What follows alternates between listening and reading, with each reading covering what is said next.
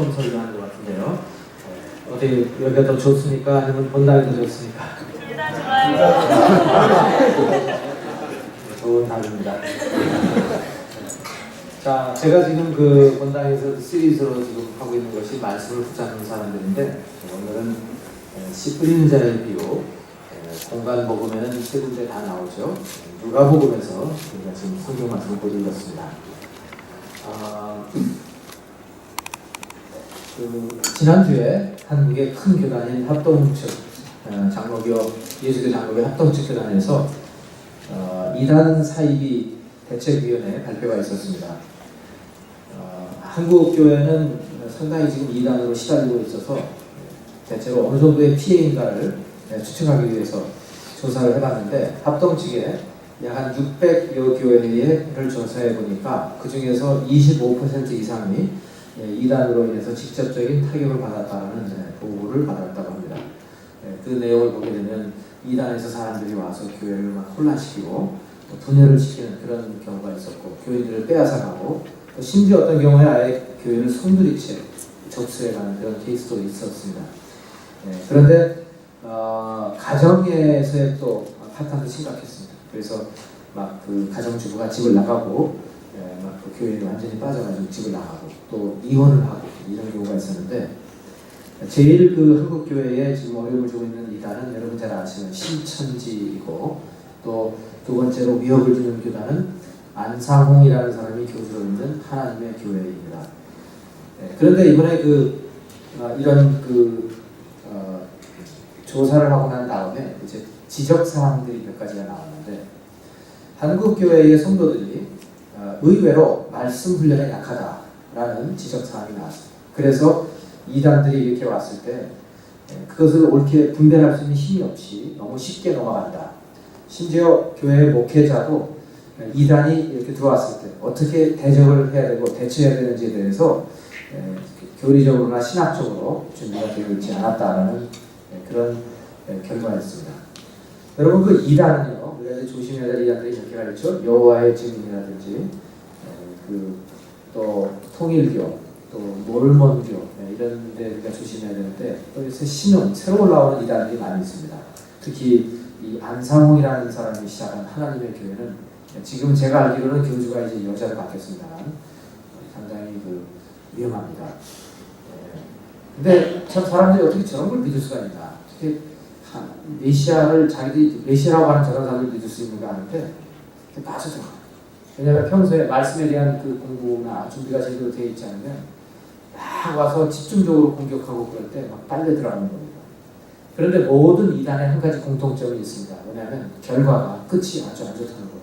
먼저 한번 여러분 유튜브에 들어가셔가지고 통일교를 쳐보세요. 통일교 치면 문선명 씨가 자식을 13명을 낳았는데, 그것도 한 부인에서 13명이기 때문에 공식적인 거는 13명이지만 여러 부인들이 있기 때문에 잘 몰라요. 그런 건 다 감추는데, 그 13명의 자식들 가운데 첫째 아들이 일찍 사망을 했습니다. 66년생인데 몇 년 전에 세상을 떠났어요. 떠나는데 마약 중독으로 해서 많이 문제가 있었죠. 그런데 그 부인 되는 사람이 아이를 넷을 낳는데 어느 날 갑자기 탈출을 해요. 남편이 마약 중독이기 때문에 자꾸 구타를 하고 하니까 어느 날 아이 넷을 들고 탈출을 하죠. 그래서 나와가지고 위자료를 받고 이혼을 하고 난 다음에 책을 썼습니다. 그래서 문선명 집단을 막 폭로하는 그런 책을 썼는데, 한번 여러분 유튜브에 들어가서 그런 거 한번 보시면 사람들이 이렇게 잘못했다는 걸 다 거짓이라는 걸 알고 있는데도 왜 믿고 들어갈까? 왜냐하면 문선명 집단에서 제일 가르치는 게 뭐냐면, 우리는 가장 성결한 가정이고 가족이고 부부다. 문선명 부부. 그러나 다 각자죠. 그 안에는 잘못된 부분들이 굉장히 많죠. 근데 어쨌든 모든 이 이단의 공통점은 뭐냐면 뒤끝이 안 좋다는 거예요. 그래서 우리 주님께서도 이단이냐 아니냐 이걸 어떻게 할 수 있냐, 결국 열매를 보고 판단하라고 그렇게 말씀을 하셨어요. 그래서 우리 예수 믿는 사람들은 어떻게 해서든지 열매가 좋아야 돼요. 좋은 열매를 맺는 여러분들 되시길 바랍니다. 씨 뿌리는 자의 비유는 이겁니다. 복음의 씨앗이 뿌려졌는데 4가지 다른 토질이 있다는 거예요. 다른 토질에 씨앗이 각각 뿌려졌는데 그래도 제일 좋은 데는 열매를 맺는 토질이 제일 좋은 데다. 그러니까 열매를 맺는 사람이 되라. 이 말씀을 주님께서 제자들에게 해주시는 겁니다. 자, 한번 같이 보실까요? 8장 12절에 보시면 제일 먼저 나오는 토질이 어떤 토질이냐면 길가에 뿌려진 씨앗이라는 겁니다. 길가에 뿌려졌다는 것은 뭘 말하냐면 그만큼 씨앗이 위험한 거예요. 보호되지 않는 곳에 뿌려졌기 때문에 언제든지 새가 날아와서 그 씨앗을 그대로 먹을 수가 있어요. 그냥 쪼아 먹을 수가 있는 겁니다. 마찬가지로 우리가 누구에게 복음을 전하고 예수 믿으라고 하지만 전혀 보호가 되지 않은 사람은 위험한 거예요. 사탄이 와서 한 번에 그대로 그냥 가지고 갈 수가 있는 겁니다. 여러분 이런 걸 잘 우리가 생각을 해보면서 그 사탄에 이렇게 쉽게 넘어가면 안 돼요. 그래서 여러분 신앙생활은 어떻게든지 말씀의 뿌리를 내리는 신앙생활을 해야 됩니다. 이해되십니까 여러분? 네. 그래서 이 성경 말씀이 너무나 중요한 거예요. 우리가 예수 믿고 이제 많은 분들이 이 성경을 제대로 믿고 성경대로 뿌리를 내리는 사람들은 그 신앙이 오래 갑니다. 20대 여러분 신앙생활 열심히 하는 것도 중요하지만 여러분이 나중에 30대, 40대, 50대, 60대, 70대, 80대까지 요새는 오래 사니까 정말 신앙생활을 열심히 잘하는 분들이 정말 필요합니다. 많은 열매를 맺어야 돼요. 이제 하루 이틀 예수 믿고 끝날 게 아니잖아요. 그렇죠? 그렇다면 반드시 우리의 신앙은 말씀의 뿌리를 내야 하는 것입니다. 말씀에. 그래서 지금 예수님께서 제일 먼저 길가에 떨어진 씨앗은 위험하다. 그것은 새가 와서 쪼아먹는다. 마찬가지로 신앙이 별로 보호를 받지 못하는 말씀의 보호를 받지 못하는 신앙은 사탄이 와서 뺏어간다. 그래서 여러분 이렇게 주위에 보면은 신앙생활 하는 것 같은데 벌써 없어져 버렸어요. 왜? 와서 그냥 사탄이 길가에 있는 씨앗 쪼아먹듯이 뺏어간다. 우리 안에 이 믿음이라는 것을 말씀을 통해서 믿음을 심었는데 그 믿음이 자라기도 전에 없어져 버립니다. 그러니까 이런 일이 절대로 있어서는 안 돼요. 한번 옆에 있는 분에게 한번 얼굴 한번 쳐다보고 자, 믿음을 금방 잃어버릴 것 같은지 안 그런지 한번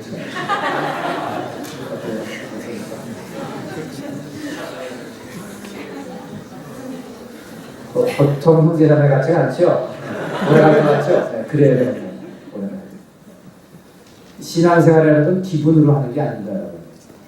신앙생활은 뭐 내가 리트리트에 가가지고 며칠 잠을 못 자고 막 이상한 생각을 하면서 신앙생활하는 게 아니에요. 막 잠을 못 잔 그 막 흥분된 상태에서 내가 북한에 선교사로 가겠습니다. 그렇게 되는 거 아니에요. 신앙생활은 말씀의 뿌리를 깊이 내고 매일 말씀을 묵상하면서 차근차근 다져가는 겁니다. 그래서 지금 예수님께서 첫 번째가 뭐냐면 길가에 뿌려진 씨앗 위험하다 이겁니다. 그 다음에 두 번째는 바위 위에 뿌려진 씨앗도 위험한 겁니다. 이건 왜 위험하냐면 누가 와서 새가 와서 쪼아먹는 게 아니라 그 씨앗은 말라 죽기 때문에 위험한 거예요. 왜? 바위 위에다가 씨를 뿌려보세요. 어떻게 되나. 뿌리를 내려야 되는데 그 씨앗이 내릴 수가 없는 거예요. 내릴 수가. 씨앗이 뿌리를 내려서 조금이라도 자랄 수 있는 찬스를 얻어야 되는데 그런 찬스가 없이 그냥 햇빛에 완전히 쪼여가지고 완전히 말라서 죽어버리는 겁니다. 자, 이건 뭘 말하냐면요.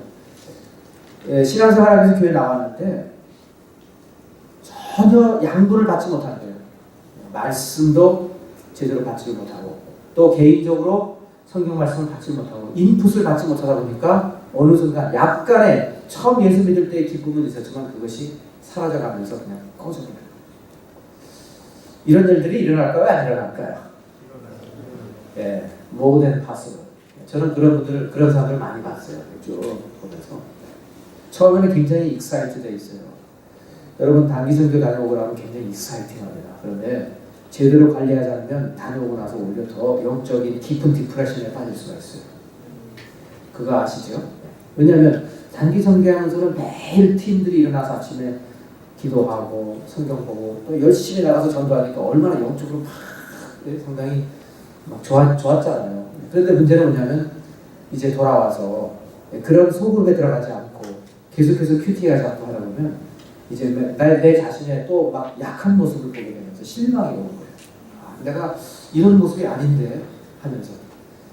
그래서 여러분 중요한 건 뭐냐면 씨앗이 반드시 뿌리를 내려야 된다는 거예요. 근데 바위 위에 떨어진 씨앗은 찬스가 없어요. 아쉽게도 그런 씨앗은 말라서 죽어버립니다. 자, 그 다음에 세 번째 14절에 보시면 예수님께서 가시떨기에 떨어졌다라고 했습니다. 또 좀 쉬운 표현으로는 가시덤불이에요. 가시덤불. 거기는 그래도 첫 번째와 두 번째보다는 좀 나은 곳입니다. 적어도 거기는 그래도 그 씨앗이 뿌리를 좀 내리고 잎사귀라도 한두 개 조금 올릴 수 있는 기회는 있어요. 근데 문제는 뭐냐면 올라가면 올라갈수록 먼저 와서 자리를 잡고 있는 온갖 가시들이 있어가지고 잎사귀가 제대로 자라지 못하고 그냥 얽혀버리는 겁니다. 자, 이것을 예수께서 물론 비유로 말씀하셨는데 여기에는 뭐라고 하냐면 그것은 뭐냐면 이생의 염려와 재물과 향락의 기운이 막혀서 온전히 결실을 할 수가 없다는 겁니다. 올라가려고 하는데 막아버리는 거예요. 그래서 잎사귀가 이렇게 커다랗게 펴지고 그래서 잎사귀를 통해서 열매를 맺어야 되는데 열매를 맺지 못한다는 것입니다. 이거는요, 사탄이 지난 2000년 동안 수도 없이 사용한 방법입니다. 우리 예수 믿는 사람들에게 예수를 제대로 못 믿게 하는 방법이 뭐냐면 쾌락을 넣어주고 물질의 유혹을 넣어주고 그것으로 대부분 9 out of 10 대체로 보면 제대로 예수를 못 믿게 돼요. 제가 1983년에 캔사스시티에 이제 집회를 갔습니다. 그때 대학생들이 많이 모였어요. 제가 우리 교회에서도 학생들 데리고 이제 갔습니다. 갔는데 엘리자베스 엘리어트라는 그 짐 엘리어트의 부인이시죠. 미망인데 그분이 이제 나오셔가지고 그 남편이 액화 그 인디안들에게 어떻게 살해를 당했는가에 대한 간증을 쭉 하시는데 참 아주 감명 있게 그 간증을 들었어요. 근데 그분이 그때 이제 한 2만 명 이상이 모인 막 지금 여러분이 저를 이렇게 목이 좀 아프죠 이렇게 이렇게 앉아가지고 꼭 저기 버스를 제대로 탔는데요. 버스를 괜찮아요. 자, 내가 앞에 돌렸어. 그분이 이제 그런 얘기를 하시는 거예요. 어떻게 해서 그 남편이 이제 아우카 인디안에게 살해당하고 근데 이제 어떻게 해서든지 그분이 끝까지 그 믿음을 지키면서 그 2살 된 딸을 데리고 자기 남편을 죽인 그 인디안 트라이브에 들어가서 그 언어를 배우고 난 다음에 자기를 남편을 살해한 사람까지 전도해서 예수를 믿게 하고 그리고 나서 그 사람이 그 마을을 또 전도하는 전도자로까지 세운 그런 어마어마한 이야기입니다. 그런데 그 이야기를 하니까 막 우리는 너무 감동이 돼가지고 세상에 이런 이야기도 있었나 너무 몰랐던 이야기거든요. 감동이 돼가지고 있는데 갑자기 물을 끼얹듯이 그분이 이렇게 얘기합니다. 지금은 여러분들이 지금 아주 절절한 눈으로 지금 나를 쳐다보면서 아주 마치 여러분도 내 남편처럼 순교자가 될 것처럼 그렇게 하는데 그러면서 제가 한 말씀 드리겠습니다. 뭐라고 하냐면 여러분 중에서 대부분은 이제 어른이 돼가지고 지금의 예수님을 사랑하는 그 열정을 갖지 않고 세상적으로 흘러가 있을 것입니다. 그때 이제 제가 밴쿠버에서 학생들 15명을 데리고 갔는데 서로 옆구리 찌르면서 너냐? 나는 그럴 리가 없어. 나는 아닐 거야. 그랬는데 여러분 제가 지금 이제 벌써 83년이니까 30년 전 얘기잖아요. 30년 후에 제가 그때 데려갔던 대학생들이 40대 중반이 됐어요. 그분의 말이 맞아요. 그때 15명은 그때 그거 밴쿠버에서 캔사스 시티까지 펀드레이징을 한다고 해가지고 엄청나게 기도도 열심히 해가지고 펀드레이징을 해서 거기까지 비행기 타고 간 사람들. 그런데 지금 돌아보죠. 너무나 안타깝게 갔던 사람들 중에서 15명 중에서 거의 12명, 13명은 지금 교회도 안 나오고 있고 이상해요. 근데 믿음은 확실하게 있고 안 믿으면 정말 안 믿더라고요. 15명 중에 12명, 13명은 교회도 제대로 안 나오고 있고 나머지 2사람은 선교사가 돼서 한 사람은 북한 선교사가 됐고 한 사람은 지금 또 중국의 선교사가 됐어요. 그러니까 그분 말씀이 맞는 거예요. 여러분. 맞는 거예요. 자, 이건 뭘 말하냐면 그 같이 갔던 15명 중에 지금 그 12명, 13명이 잘 안 믿는다 했죠. 세상적으로는 지금 대단한 사람들이 됐어요. 대단한 사람들. 그런데 자기를 위해서 대단한 사람들이 됐지 하나님의 나라를 위해서는 전혀 쓸모없는 사람들이 되어버렸어요. 오히려 방해하고 있어요. 교회를 안 나가기 때문에. 사람들은 알거든요. 저 친구 청년 때 열심히 믿었는데 지금 어디 가 있는 거야. 이렇게 됩니다. 여기에 지금 물질과 쾌락. 여러분 이거 꼭 기억하세요. 예수 믿는 사람들, 특히 청년들에게 있어서 두 가지의 대적은 물질과 쾌락입니다. 그렇기 때문에 그 프란시스 오브 아시시 여러분 들어보셨죠? 아 불안해 이렇게 물어보면 들어보셨죠 여러분? 네. 성 프란치스코 오르살도가 있습니다. 그래서 그런 분들이 이렇게 수도원에 들어갈 때 서약을 한단 말이에요. 서약을 하는데 세 가지 서약을 해요. 첫 번째는 뭐냐면 poverty, 두 번째는 chastity, 세 번째는 obedience예요. poverty, 나는 평생을 내가 능력이 있건 없건 나는 가난을 선택하겠습니다. 두 번째는 나는 순교를 선택하겠습니다. 세 번째 나는 끝까지 교회에 순종하겠습니다. 이 세 가지가 주로 그 바울을 하고 이렇게 들어가는 거예요. 물론 이제 그런 분들은 특별한 분들이죠. 그 카톨릭의 사제들이 되는 사람들이니까 아주 특별한 경우인데, 그러나 우리 그런 정신을 우리가 이어가야 됩니다. 많은 크리스찬들이 정말 한때는 열심히 믿었는데 20년, 30년이 지나고 나면 전부 다 세상의 풍조를 따라가는 거예요. 근데 예수님께서 말씀하신 게 바로 이겁니다. 가시 떨기에 떨어졌다 이거예요.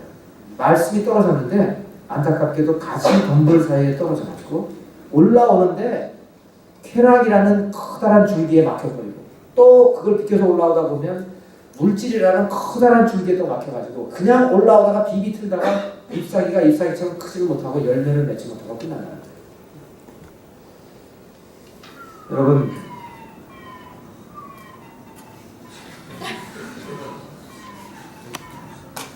그래서 그냥 무시하겠습니다. 그래서 여러분 중요한 것은 뭐냐면 이 살아가면서 이 믿음의 신앙생활에 유혹이 항상 있다는 걸 여러분 기억해요.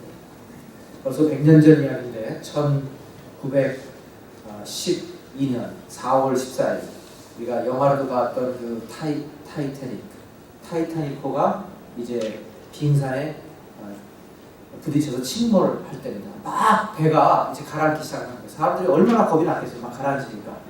그때에 그 구명보트에 이제 밧줄을 다 끊어가지고 구명보트를 이제 막 바다에다가 띄우는 거예요. 여러분 빨리 이 구명보트를 타십시오. 그런데 구명보트에 아무리 들어가도 다 탈 수가 없어요. 누군가는 못하는 거예요. 그래서 어떻게 했느냐. 여자들 먼저 태우십시다. 남자들 이상합시다. 여자들을 다 태우는 거예요. 태우는데 전부 다들 그 구명보트로 들어가려고 누구나 너도 나도 먼저 들어가려고 하잖아요. 그런데 두 여인이 구명보트로 가다가 갑자기 발길을 반대로 돌리더니 다시 배 쪽으로 들어가요. 이게 어떻게 된 거야? 다시 자기들이 자고 있던 선실로 돌아갑니다. 너무 아주 신기한 이야기라 지금까지도 그 이야기가 내려오고 있어요. 한 여인은 자기 방에서 자던 방에 가가지고 읽던 성경책을 찾으러 간 거예요. 근데 이제 그 성경이 지금은 성경을 쉽게 구할 수 있지만 그때는 성경 한 권이 굉장히 구하기 어렵고 또 비쌌다고. 생명과 같은 성경 말씀을 구하기 위해서 간 거예요. 가서 그걸 구해가지고 다시 구명보트로 들어왔어요. 다른 여인은 뭐를 가지러 갔을까요? 자기 보석을 가져갔어요. 방에 보석함이 있었는데 귀걸이, 목걸이, 반지, 보석 있는 거를. 왜냐하면 여러분 그걸 아셔야 돼요. 타이타닉 같이 요새 같으면 상당히 크루즈십 같은 거 아니에요. 그러니까 이 다이닝 익스피리언스 할 때는 또 다 빼고 나와야 되니까 다 달고 나와야 되니까 이거 아예 그 통째로 가져간 거죠. 그걸 가지러 간 거예요. 근데 이 아줌마가 그걸 가지러 가가지고 자기 것만 들고 나왔으면 성경을 들고 온 사람처럼 똑같이 구명보트에 탈 수가 있었는데 방에 들어가더니 생각이 그 옆방에도 한번 들어가야겠다. 옆방에 있는 여자들도 갑자기 나오는 바람에 보석을 다 놓고 나왔을 텐데 이 기회에 좀 챙겨야 되겠다고 그 방에 들어가서 이것저것 챙기다가 그만 보트가 바다에 다 가라앉게 된 거예요. 더 이상 구명보트로 갈 수가 없게 돼가지고 그 타이타닉에 여러분 그 스토리가 있잖아요. 거기에서 일을 하던 그 밴드가 있는데 그 악대가 4주를 가까이 하면 그거를 처절하게 바이올린을 치면서 배가 천천히 내려갔다고 해요. 그 사람들 다 죽은 거예요. 그 사람들과 함께 보석 상자를 자기 것만 아니라 남의 것까지 들고 있던 보석 상자를 들은 이 아줌마도 같이 세상을 떠나셨어요. 재밌는 이야기인데 어떻게 보면 우리 인생에 아주 큰 것을 가르쳐줍니다. 여러분 우리는 물질과 쾌락이라는 이 양면 두 가지의 도전을 통해서 진정 우리가 신앙인 것을 어떤 방향으로 가야 될지를 잊어버릴 때가 굉장히 많이 있어요. 늘 기억하시기 바랍니다. 우리는 무엇이 중요한가를 알아야 되고 우리가 이 땅에 태어나서 하나님을 위해서 내가 무슨 일을 해야 될 것인가를 분명히 깨달아야 될 줄 믿습니다. 근데 제가 이거는 이제 보너스로 말씀을 드리는데 신앙생활을 잘하는 데 있어서 제일 중요한 조건이 여러분 특히 청년들에게 뭔지 아세요? 아까 그 15명 얘기했잖아요. 그 중에서 12명, 13명은 지금 신앙생활 하고 있잖아요. 하나같이 그 사람들이 한 가지 큰 과오를 저지르는데 예수를 믿지 않거나 아주 엉터리로 믿는 사람들하고 결혼해서 그렇게 됐어요. 그러니까 여러분 배우자를 찾는데 제1의 조건은 절대로 이쁘게 생긴 게 아니에요. 멋있게 생긴 게 아니에요. 제일 중요한 건 신앙입니다. 여러분 제 말을 또 무시하고 나중에 가서 크게 후회하지 마세요. 얼굴이 잘생기고 못생긴 거는 나중에 별 차이가 없어요. 불 끄고 나면 다 똑같아요.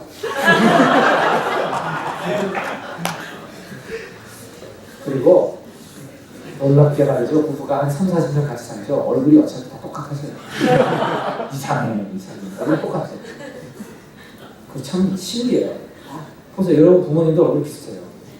결혼 사진 때 보면 다 달라요. 어떻게 생겼느냐 그거 별로 중요하지 않고 호리호리하냐 그거 중요하지 않고 왜 그런지 아세요? 어차피 다 뚱뚱해져요. 그런 거에 너무 생명을 걸지 마세요. 진짜 생명을 걸어야 될 건 어디에 걸어야 되느냐? 말씀에. 이 자매가 이 형제가 정말 예수님을 신실하게 사랑하느냐 이거예요. 신실하게 사랑하는 사람은 성실하고 근면해요. 자기 일을 할 줄 알아요. 자기 책임을 질 줄 아는 사람들, 가정을 책임질 줄 알아요. 그런데 신앙생활을 덤벙덤벙하고 뭐 도와주겠다고 해놓고는 안 나오는 사람들 있잖아요. 나중에 결혼하고 나서도 나와야 될 때 안 나와요. 하나를 보면 열을 할 수 있는 건데 제일 중요한 건 신앙이에요. 그래서 끝까지 우리가 예수를 잘 믿으려면 정말 신앙 안에서 좋은 형제자매를 만나시기를 주님의 이름으로 축복하며 축원합니다. 어떤 분은 또 이런 고민을 해요. 목사님, 근데 제가 정말 좋아하는 사람이 있는데요. 신앙은 별볼로 이러는데 어떡하죠? 그러면 신앙이 생길 때까지 기다리세요. 그리고 단기 선교를 매년 다녀오게 하세요. 금식 기도도 해야 된다고 하고 그런데 중요한 건 뭐냐면 거기에서 이제 상대방이 어떻게 변하는가를 봐야 되는데 나하고 결혼하기 위해서 변하는 사람은 다 가짜예요. 나중에 결혼하고 나서 다 원위치로 돌아가요. 그게 아니라 정말 나를 사랑하는 건 고마운데 정말 이 사람이 그리스도 예수 안에서 변화를 하고 있는 걸 봐야 돼요. 이게 진심인가. 그래서 거기서 조금이라도 변화하는 게 진심이잖아요. 그런 사람들은 나중에 여러분의 신앙을 더 능가하게 될 겁니다. 나중에 이게 바뀌어요. 그거를 보라는 거예요. 무조건 상대방이 나보다 신앙이 약하다고 해서 그래서 포기하고 그런 건 아니에요. 그러나 거기에 포텐셜을 봐야 된다는 거예요. 포텐셜. 정말 이 사람이 진심으로 예수님을 사랑하고 늦게 믿어서 그렇지 이제부터 믿는데 오히려 나중 되자가 처음 되는 건 아니에요. 그런 가능성이 있는가를 보는 거예요. 그렇게 해서 좋은 사람 만나서 주님을 잘 섬기며 행복하게 살 수 있기를 바랍니다. 자, 마지막으로 15절에 보면 우리 같이 한번 읽겠습니다. 시작. 좋은 땅에 있다는 것은 착하고 좋은 마음으로 말씀을 듣고 지키어 인내로 결실하는 것이다. 네 가지의 토지를 말씀하셨어요. 첫 번째는 길가에 뿌려진 씨앗, 두 번째는 바위 위에 뿌려진 씨앗, 세 번째는 가시떨기에 뿌려진 씨앗. 셋 다 공통점이 뭐냐면 자기 명을 살지 못하고 죽어버려요. 새 먹히든지 말라서 비틀어서 죽든지 아니면 올라오다가 더 이상 올라오지 못하고 죽든지 그런 거예요. 그러니까 하나같이들 열매를 맺지 못했다 이겁니다. 그런데 네 번째 토양, 좋은 땅에 떨어진 씨앗은 결실을 맺는다. 얼마나 결실을 맺는가? 8절 보세요. 8장 8절에 보시면 더러는 좋은 땅에 떨어지는데 나서 100배의 결실을 맺는다. 100배. 어떤 그 복음서에는 30배, 60배, 100배를 맺는다. 결국 끝은 100이에요. 100이라는 건 무슨 말이냐면 상상을 초월할 정도로 어마어마하게 대박을 쳤다는 겁니다. 내가 농부의 입장에서 나무 한 그루를 심었는데 대박을 친다고 생각해보세요. 얼마나 기쁘겠는가. 하나님께서는 우리 한 사람 한 사람 바라보실 때 그런 마음으로 바라보시는 거예요. 얘야, 하나님의 나를 위해서 대박을 쳐다오. 대박을 쳐다오. 100배의 결실을 맺어라. 우리 그런 크리스찬들이 필요한 거예요. 네, 우리가 그런 꿈을 갖고 그런 소망, 그런 비전을 갖고 살아가야 되는 것입니다. 그래야지 그냥 대충 사는 사람들이 돼서 안 돼요. 근데 그렇게 하기 위해서는 15절을 한번 다시 좋은 땅이 있다는 건 뭘 말하냐면 나의 마음이 착하고 좋아야 된다는 거예요. 착하고 좋다. 또 다른 성경 번역에 보면 정직하고 선한 마음의 밭을 일구어야 된다는 겁니다. 정직하고 선한, 그러니까 여러분 우리의 마음이 절대로 악해서는 안 돼요. 말씀이 역사하지 않는다는 겁니다. 우리의 마음은 선하고 정직한 마음이 되어야 돼요. 여러분 꼭 자문 4장 말씀에도 무릇 지킬 것 가운데 너의 마음을 지켜라. 이는 너의 생명의 근원이 이에서 남임이라 적혀있습니다. 마음을 지켜야 되고 우리 마음이 하나님 앞에서 늘 정직하고 선해야 되는 것입니다. 그래야 말씀의 씨앗이 뿌려졌을 때 거기에서 뿌리가 내려지고 잎사귀가 나오고 열매를 맺게 되는 겁니다. 어떻게든 여러분 마음이 선하고 좋은 마음을 가지도록 노력하시기 바랍니다. 그러니까 누구에게 악을 쓰거나요, 보복을 해야 되겠다, 손을 봐야 되겠다 여러분 이런 생각하지 말고 누가 나를 좀 불이익을 줬다 해도 예수의 이름으로 용서하고 참고 그냥 넘어가세요. 늘 내 마음속에 마음을 선하게 먹고 좋게 먹으면 내가 하나님의 말씀을 읽을 때 그 말씀이 정말 나에게서 열매를 맺게 된다는 것을 믿으시기 바랍니다. 여러분 혹시 조지 뮬러라는 분을 들어보셨죠? 영국의 고아의 아버지입니다. 그분은 기도의 용사였어요. 기도를 얼마나 많이 하고 기도를 깊이 하는지 기도로서 수백 명, 수천 명의 고아들을 평생을 먹여 살리는 분입니다. 그런데 이제 하루는 어떤 분이 그에게 와서 목사님 기도 많이 하신다는 걸 알고 있고 기도할 때마다 하나님께서 기적적으로 고아들을 위해서 빵을 배달을 하고 돈을 갖다 주고 이런 걸 알고 있는데 그런데 그래도 좀 알려주세요. 어떻게 해서 목사님은 이렇게 계속해서 영적인 힘을 유지하면서 기도할 수 있습니까? 그 힘이 어디서 나오는지 좀 알려주세요. 조지밀러가 이렇게 말합니다. 나는 평생에 성경을 100번 읽었습니다.